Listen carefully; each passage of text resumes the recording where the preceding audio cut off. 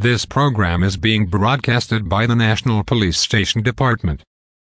A strange meteorological event is taking place in the state of Ohio.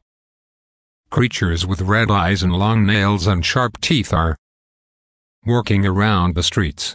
It has been confirmed that every 10 years there is a night with these strange creatures.